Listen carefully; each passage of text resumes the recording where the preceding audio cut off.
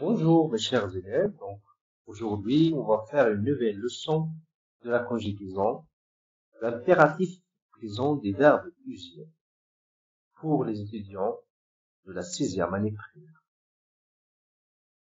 Alors pour l'impératif présent, on va faire une présentation, c'est-à-dire de la conjugaison des verbes de premier groupe, et deuxième et troisième, et aussi les auxiliaires être et avoir. Pour être avoir à l'impératif présent, on va les utiliser dans des phrases. Pour auxiliaire avoir, par exemple, aie du courage, ayons de la volonté, n'ayons pas peur.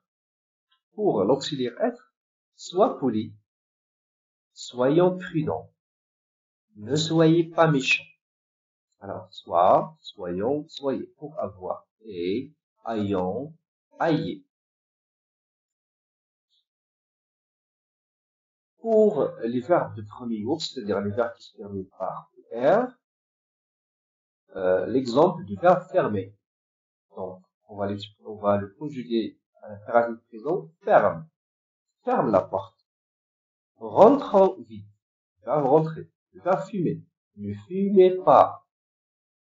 Les verbes de deuxième groupe, c'est-à-dire les verbes qui se terminent par IR, et ils font en premier, deuxième et troisième pronom personnel de pluriel, deux S plus les terminaisons. Le verbe fini, par exemple, au deuxième pronom personnel singulier, finis ton travail. Accomplissons notre devoir. Finissez-les. Pour les verbes du troisième groupe, c'est-à-dire les verbes qui terminent par wa, re, ir, etc. Le verbe faire. Fais tes devoirs. Le verbe prendre. Prenons le train. Le verbe détruire. Ne détruisez pas la nature. Et pour les verbes pronominaux, c'est-à-dire les verbes qui s'écrivent avec ce, par exemple se présenter, s'arrêter, etc. Par exemple, le verbe s'arrêter. S'arrêter. Arrête-toi au feu rouge. Prenons-nous dans la forêt. Promenons-nous dans la forêt. Ne vous battez pas. Ça, c'est pour les verbes pronominaux. Observation. Dans ce tableau, on présente la conjugaison de certains verbes sous forme de trois personnes seulement, c'est-à-dire tu, nous, vous, et sans pronom personnel, c'est-à-dire sans écrire tu et nous et vous. Pourquoi et comment s'appelle le mode et le temps de ces verbes? Le mode et le temps utilisés dans ce tableau constituent l'impératif présent ou le présent de l'impératif. C'est-à-dire quand on écrit les verbes sans pronom personnel, c'est de l'impératif présent.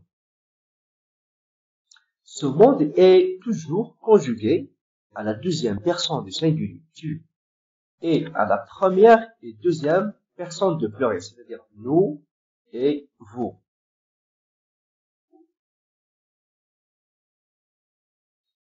Il est généralement utilisé pour donner. Alors, quand on utilise l'impératif présent, il est utilisé pour donner, c'est-à-dire bien une interdiction. Donner une interdiction.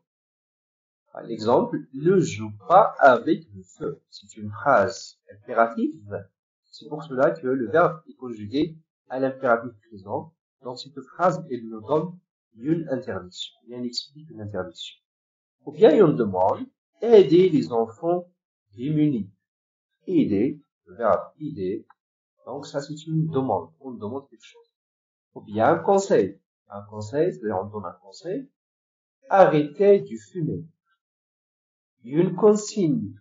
Suit les indications. Le verbe suivre. Le verbe suivre, à l'impératif présent, suit les indications.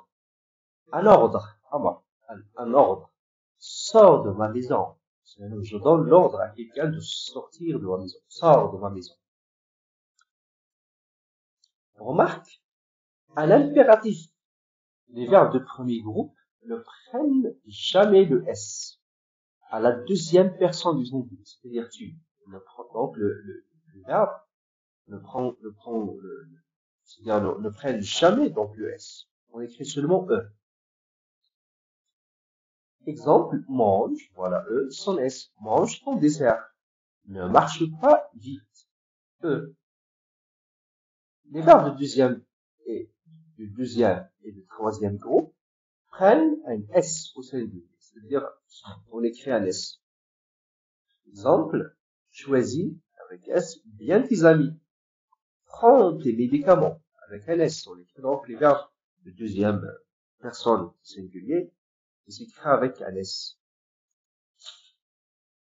Attention, les verbes pronominaux, c'est-à-dire les verbes qui s'écrivent avec ce, à l'impératif présent sont toujours conjugués avec un pronom personnel, qui change de place à la forme négative. C'est-à-dire on écrit donc à la forme négative et à la forme simple, donc affirmative, donc il change le pronom personnel et change sa place. Exemple, promenons-nous ce soir. Promenons-nous ce soir. Donc à la forme négative, le pronom personnel change sa place.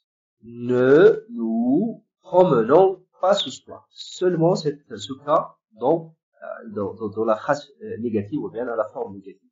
Donc, au début, c'est-à-dire la phrase affirmative, nous, s'écrit après le verbe. Et quand on ajoute ne pas, on écrit le pronom personnel avant le verbe. Dépêche-toi, par exemple, à la forme affirmative, négative, ne te dépêche pas. Ne te dépêche pas. Donc, ici, il s'écrit avant le verbe, ici, après le verbe. À la forme affirmative, après le verbe. À la forme négative, avant le verbe. Conclusion. L'impératif présent est un mode qu'on conjugue seulement en 3 personnes. Tu, nous, vous. Et ce sont les classiques pronoms personnels des autres temps. Ces valeurs prescriptives sont aussi définies à partir des différentes situations de communication. Et là, on va faire un exercice sur ce qu'on a vu. Donc ça, c'est un exercice. Par exemple, la première phrase, tu ne dois pas jouer sous la pluie. Donc on va dégager d'abord le verbe ici. Le verbe, c'est quoi? Très bien, donc c'est le verbe jouer. Donc, on va transformer ces deux phrases en une phrase impérative, c'est-à-dire vous conjuguer le verbe à la forme, à l'impératif présent. Très bien, ne joue pas sous la pluie. Donc, parce qu'il y a ici ne pas, c'est une phrase négative, donc on va conjuguer le verbe aussi à l'impératif présent et on va ajouter le pas c'est-à-dire la négation. La deuxième phrase, vous devez prendre ces comprimés 3 fois par jour. Donc le verbe c'est le verbe prendre, voilà. Prenez, très bien, prenez ces comprimés 3 fois par jour. Prenez, le verbe au deuxième pronom personnel pluriel, vous, mais on n'écrit pas vous. Ces comprimés 3 fois par jour. Troisième phrase, tu dois beurrer le moule. Tu dois beurrer le moule. On va dégager le verbe. Très bien, le verbe c'est beurrer. Donc on va conjuguer le verbe à l'impératif présent. Le moule. Très bien, c'est beurre, le moule. Beurre, le moule. Quatrième phrase. Nous devons nous estimer heureux. Le verbe c'est estimer. Très bien, donc on va conjuguer le verbe à l'impératif présent. Le verbe estimer. Heureux. Donc ici c'est nous. Estimons nous heureux.